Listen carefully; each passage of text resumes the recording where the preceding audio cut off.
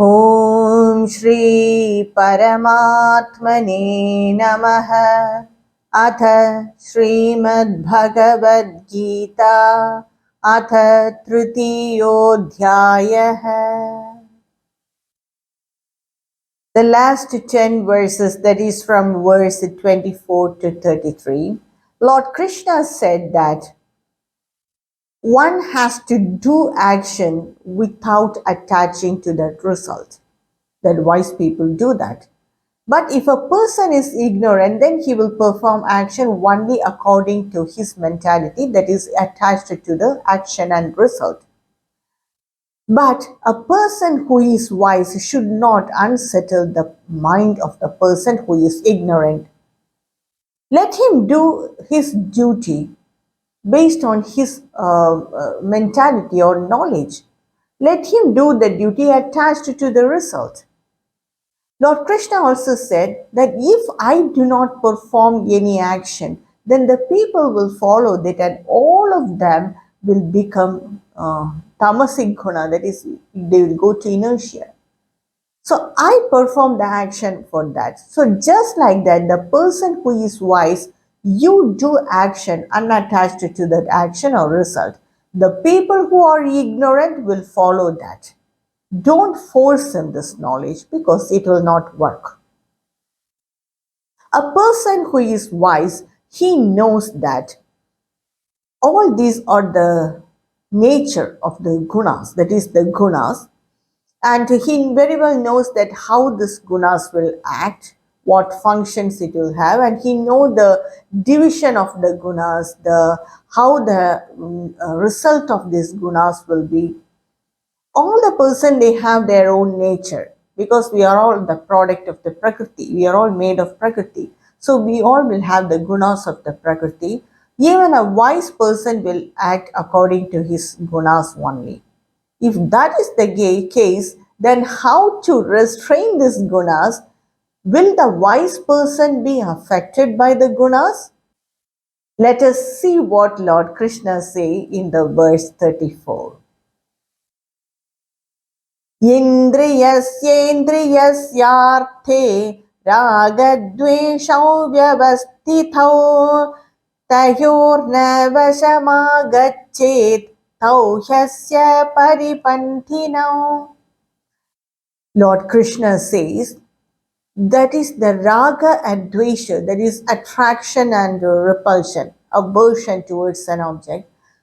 It is not with the object. We think that that object gives this attraction and repulsion. It is with the indriyas, in our senses. It is with the senses. The object has nothing to do with it. According to the liking of our senses, that is the impression of our senses, some objects we like and other objects we do not like. At the same time, the other person will like that object.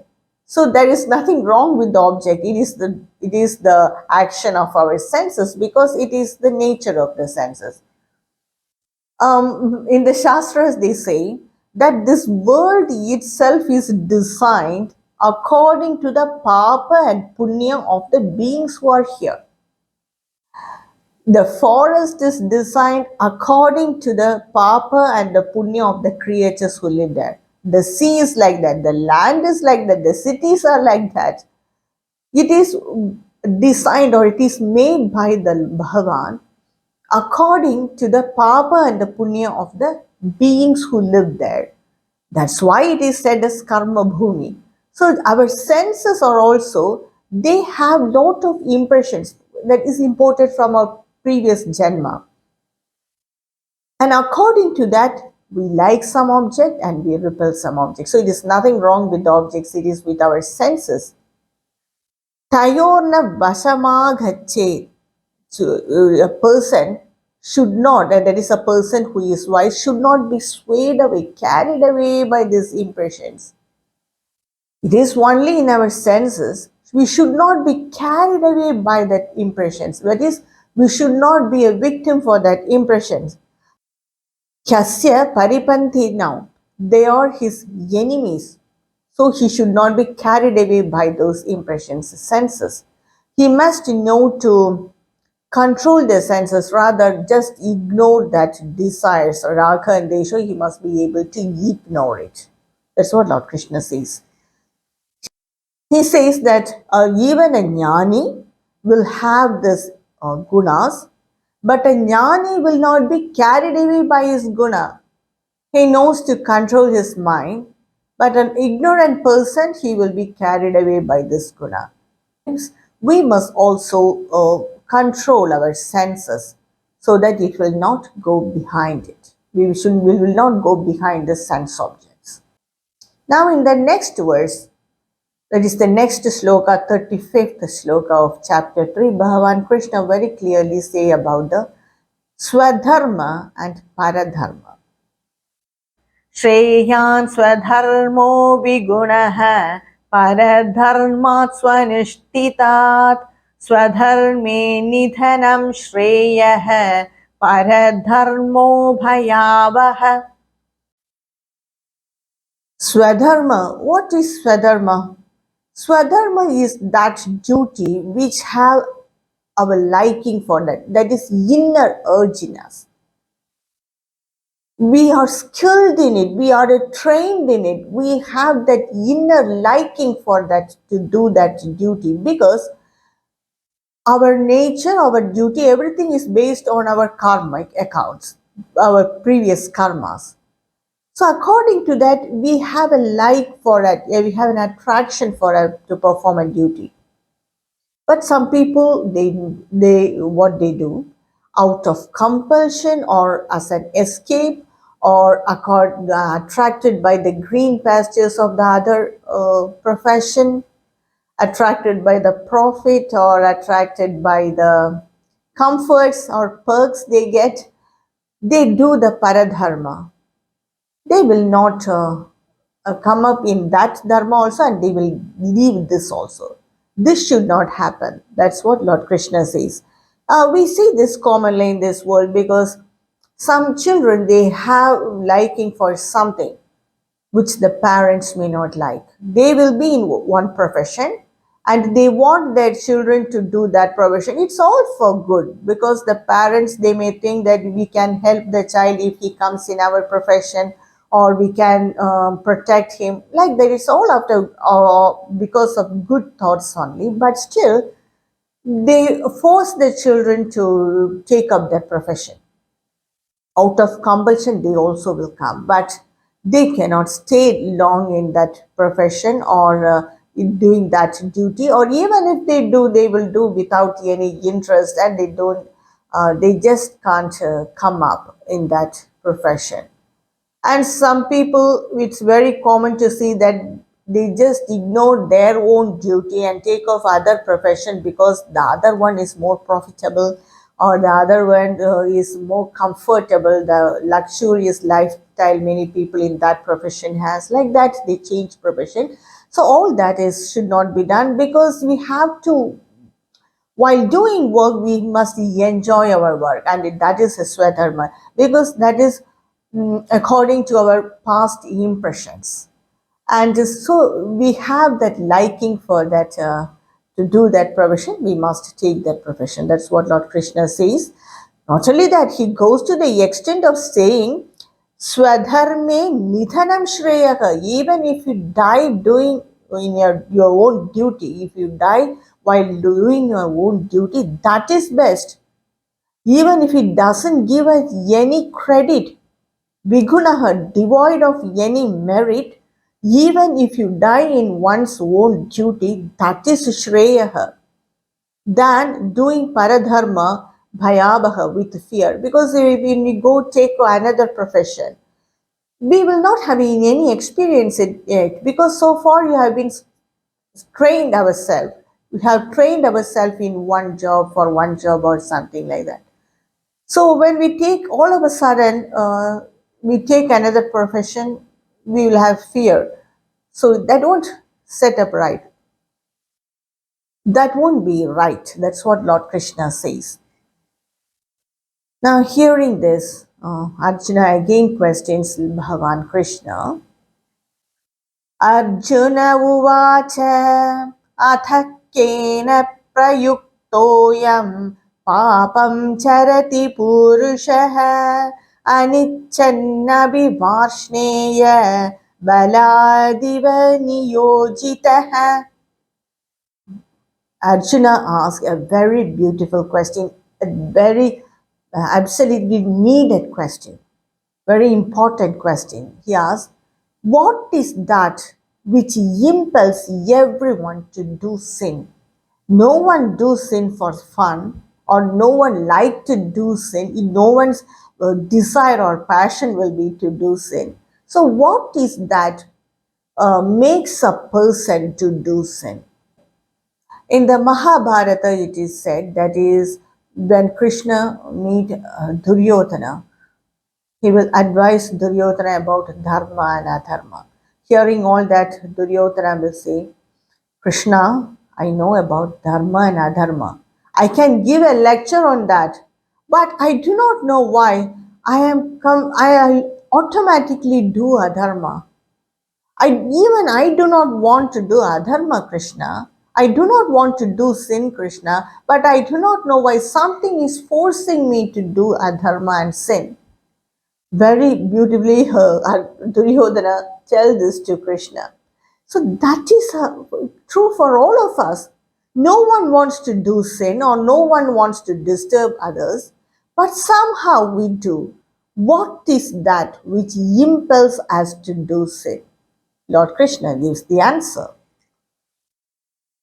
Shri Bhagavanuvacha Kama Yesha Krodha Yesha Rajo Guna Samudbhava Mahashano Mahapapma Vidyena Miha Vairinam. Arjuna, it is Kama and Krodha that makes one person to do sin. Kama means desire, Krodha means anger. When we have desire and when that feeling is very much, then automatically anger will come. In that anger, we just do anything unacceptable to dharma, adharmic act we do. Karma, that is when we have a desire for an object. We think about it repeatedly, and by that we develop passion.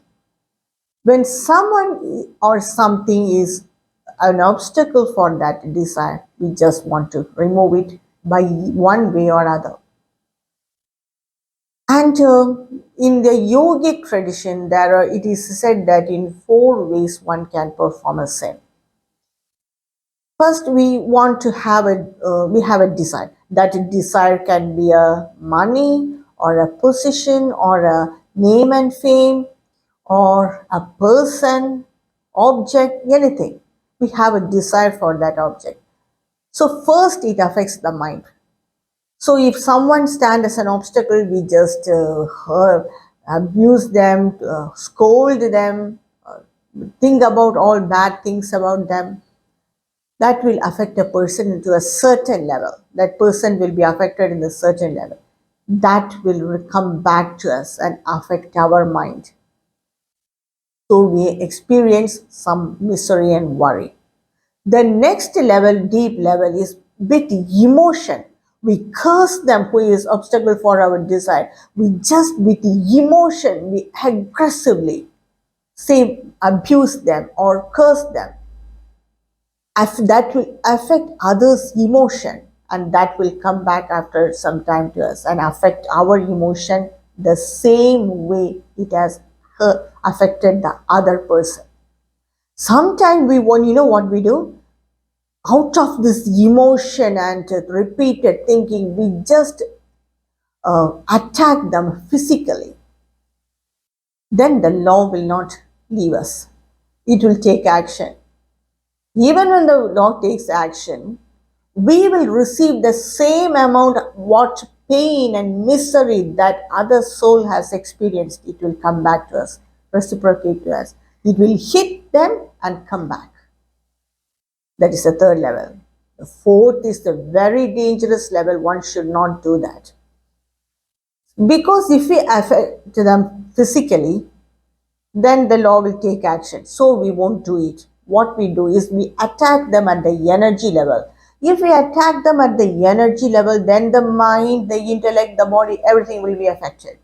The energy level, it means that is attacking their energy, what we say as black magic or voodoo or what, some that, all that kind.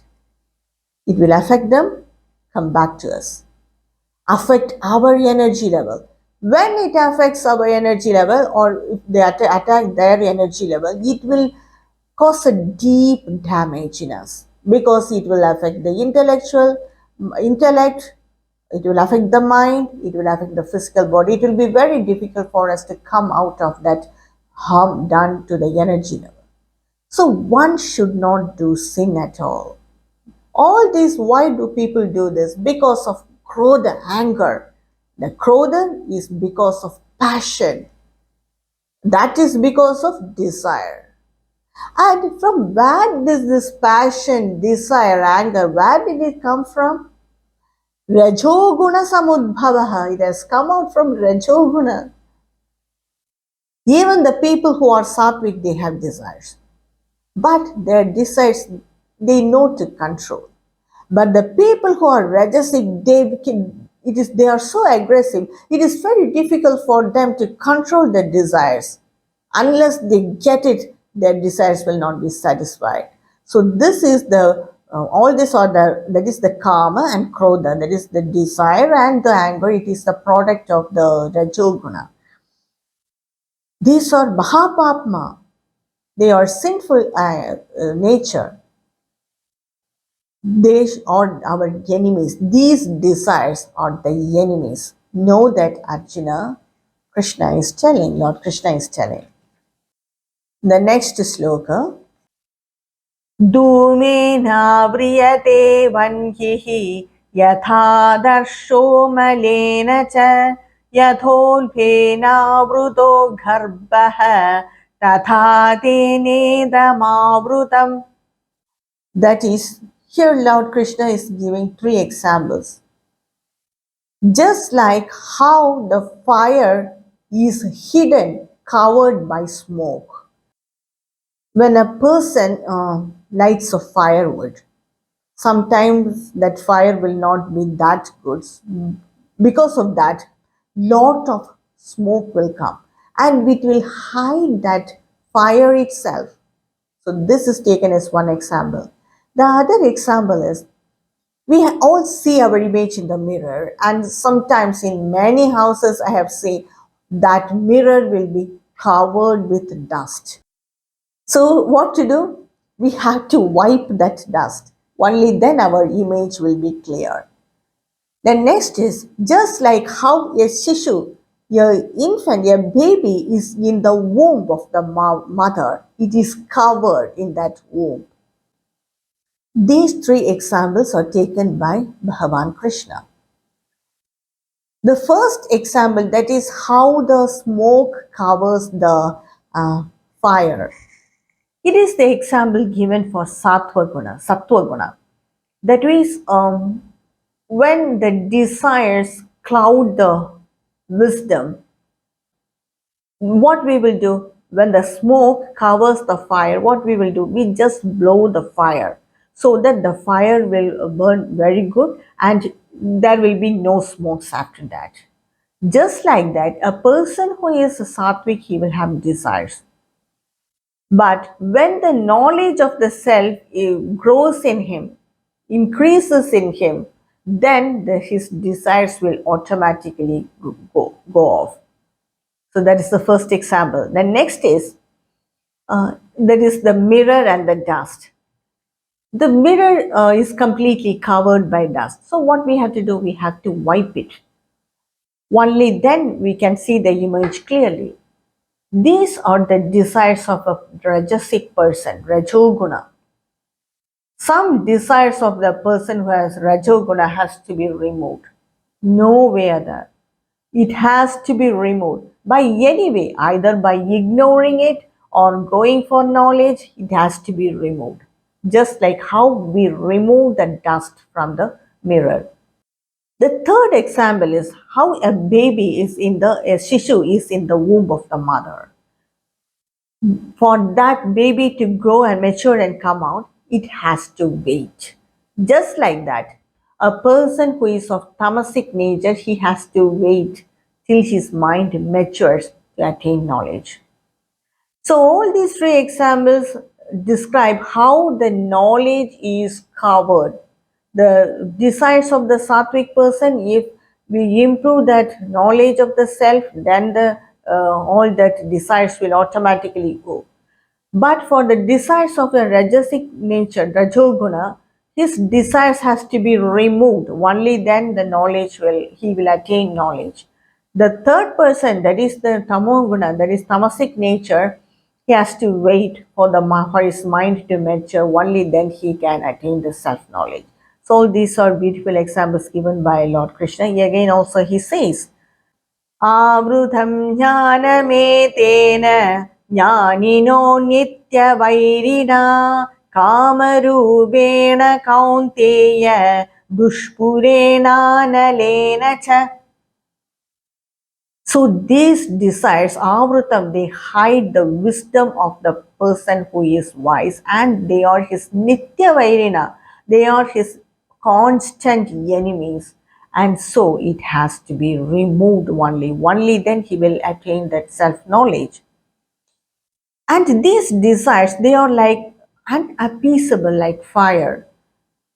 If there is fire, if we put some oil, what will happen? It just grows. So the fire, it just grow and grow. So at one stage, it is very difficult to put out that fire. Just like that, the desires of a person, if we satisfy one desire, two more desires will come. If we satisfy that, again, it will keep on coming. So it is very harmful, and if there are desires, one cannot attain perfect knowledge. So it has to be removed. It covers the wisdom of the person who is wise. That's what Lord Krishna says. Indriyani mano buddhihi asyadishthanamuchyate yetair vimohayatyeshah jnanamavritya dehinam. Now Lord Krishna points out where are these desires in our body and mind. Where are they? These desires, where are they stationed? Where is their seat? The seat of the desires are in the senses, indriyas, mana, mind, buddhi, intellect. So these are the places where there are desires. So when we find the location, it is easy to destroy it. That these desires, they sit in these seats, that is in the indriyas, mind and buddhi, and they delude the jiva. Dehina, that embodied soul, it dilutes it. Completely dilutes, because it hides the jnana of that person. The jiva, it is so attached to very much attached to the intellect, senses and the mind. So the desires of this intellect, senses and the mind, they hide the jiva itself. The jiva is completely deluded. So what to do for that? He says in the next verse, that is the 41st verse, Lord Krishna says, Tasmat tvamindriyan yadau niyamya bharadarkshabha papmanam prajahikhenam jnana vijnana nashanam. Lord Krishna says, therefore, this senses has to be controlled. Otherwise, what happens, Bharadakshaba means the best of the Bharadas, the senses has to be first controlled, and these desires which hide our wisdom, they have to be killed. And these desires which makes us to do sin, just kill it, prajahi, just kill it, destroy it. And Lord Krishna says, why is it so important? Or otherwise, if you do not destroy the desires will destroy your jnana and vijnana. There is lot of difference between jnana and vijnana. Jnana means that knowledge we get from reading the shastras, or reading the any other text or Puranas, anything, we gain that knowledge. We collect information and store it in our mind and intellect. We are studying this Gita. This Gita is the knowledge of Bhagavan Krishna. It is not our knowledge. We are borrowing that knowledge. Just like that, when we read the Upanishads or any Panchadashi or anything, Mahabharata or Ramayana, whatever it is, they are the knowledge of that Rishi. We are just borrowing it. Still, it has not become our knowledge. We cannot own that knowledge. We can have it, borrowed knowledge. This knowledge we collect by the five senses, and so it is said as the indirect knowledge, paroksha jnana. Aksha means that is the eyes, but through it is also means the five indriyas, so it is said as paroksha. This is indirect knowledge. See, for example, if I want to go to Kailas, if I want to know about Kailas, Mount Kailas, I read a lot of books about it. I ask the people who have gone there. I like to hear about their experience. I will watch YouTube videos based on Kailasa. All that, they are knowledge I get through my five senses. Still, I have not gone there. I collect it. They are all indirect knowledge about Mount Kailas. That is paroksha jnana. If I go there, then I realize what I have read is true, what that person is very true. I experience it. Now it becomes direct knowledge, aparoksha jnana. Just like this, all the scriptures we read, the Upanishads we read, we collect knowledge, indirect knowledge, paroksha jnana. When we realize it, that self-realization, that moment of self-realization, I realize the self which is said in the scriptures, which is described by the gurus, which is described by many people, that I experience. Now it is my knowledge. I can own that knowledge because I have experienced it. So that self-knowledge is aparoksha jnana, direct knowledge. So when that Atmanubhava, that is aparoksha jnana. So what happens is, when there are desires, it will hide the jnana itself. Many people will not have a liking for the scriptures. Still, if you like the scriptures, we gain knowledge, collect knowledge from many scriptures and by reading many books and hearing many lectures, etc. We have jnana. That is indirect knowledge, paroksha jnana. If you have desires, it will put a break. It will not allow us to pass through the next stage, that is the aparoksha jnana, vijnana. This aparoksha jnana is said as vijnana, that direct experience. It will hide, this desires will block that. It will become an obstacle for our self-realization. Many people, they have jnana, but vijnana, only very few people, less than 1%, they have vijnana. The reason for that is we have to gain jnana itself, these desires are an obstacle. To have that experience is the greatest obstacle. So many people will not have that vijnana. So Bhagavan Krishna says, if you do not destroy these desires at this stage, it will be a greatest obstacle. It will destroy your jnana and vijnana. Lord Krishna says. इन्द्रियाणि पराण्याहुः इन्द्रियेभ्यः परं मनः मनसस्तु परा बुद्धिः यो बुद्धे परदस्तु सः. Here Lord Krishna is giving a krama, that is the order.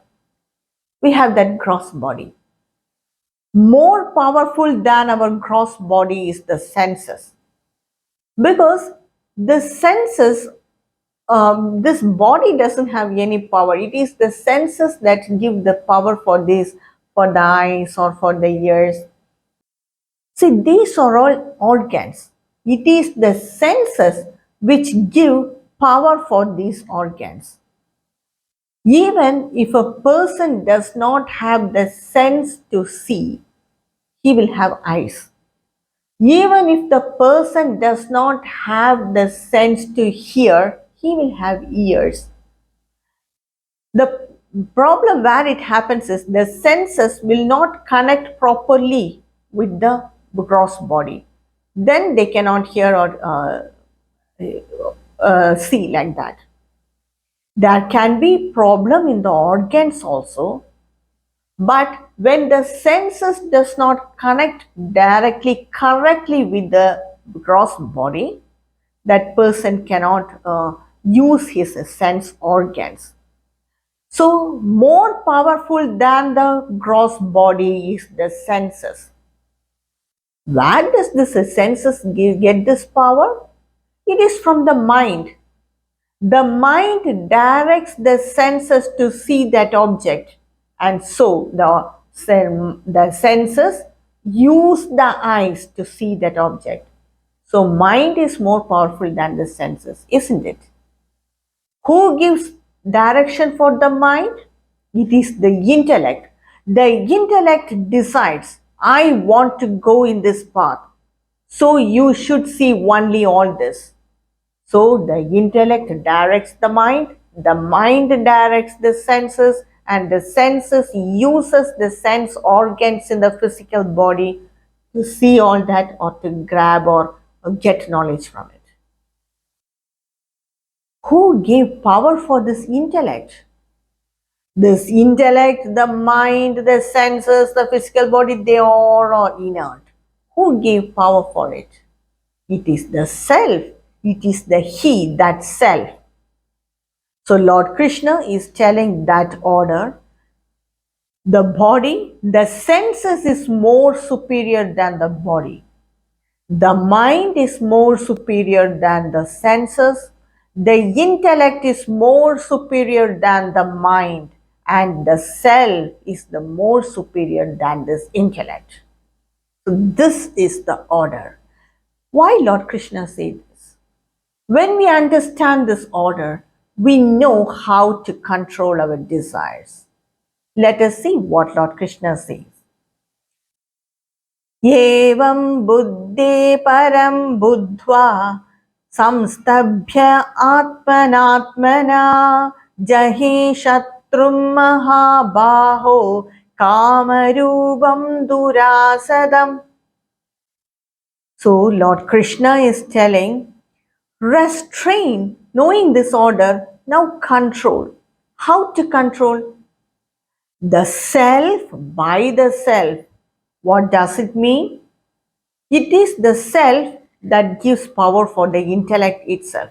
So when you improve your knowledge in the self, you control it by the self, then automatically all this will lose power. When we attain that Atma Jnana, when we attain what is the self, how does it work, everything about the self, naturally these desires will go off. Or otherwise, if you control each and every desire, how long will it take and how many desires are there? For example, if I have a desire for chocolate, I forcefully control that desire. The next day, it will boomerang on me, double force. I will have the liking for 2 chocolates and somehow I will taste 2 chocolates. So controlling the desires directly is a little bit tough. Dhurasadam, very hard to conquer. So Lord Krishna is telling, improve the knowledge of the Atma. Control the self by the self. And definitely Lord Krishna also knows that these desires are very tough to conquer, because even the sattvic person, he will have desires.